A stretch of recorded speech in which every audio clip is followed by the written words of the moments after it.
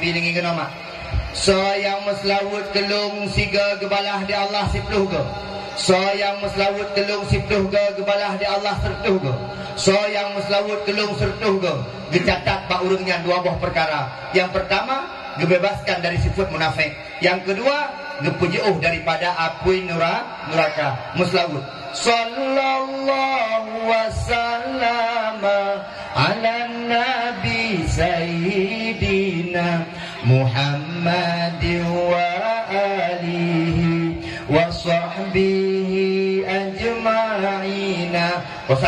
Ya Nabi salam alaika, ya Rasul salam alaika. Mak dengan kamu bro. Ya Nabi salam alaika, ya Rasul salam alaika. Mak dengan aja. Ya Nabi salam alaika, ya Rasul.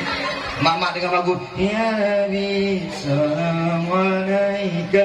Mak boleh le muslawut ke Nabi Muhammad, urang muslawut ke Nabi Muhammad. Menyala 36 selawut ke Nabi, bisa-bisa tanyo gebi keramat di au, menjaga tanyo karena tamu sela.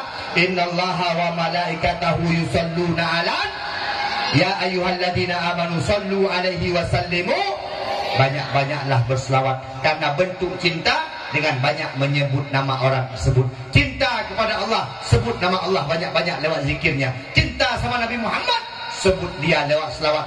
Urung-urung yang tim selawat ke Nabi Muhammad, sehingga akan dijaga di Allah. Kenapa? Karena goknya gemuslawut kepada kekasih Allah Subhanahu wa ta'ala.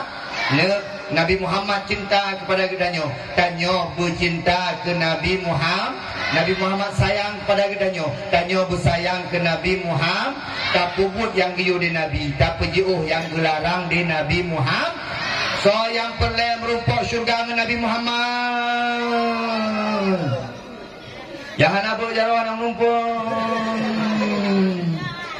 Datang mau syurga sabah syurga dengan Nabi Muhammad. Nak ganteng Nabi Muhammad. Oi, nak ganteng Nabi Muhammad. Nganji. Ganteng kat Nabi Muhammad.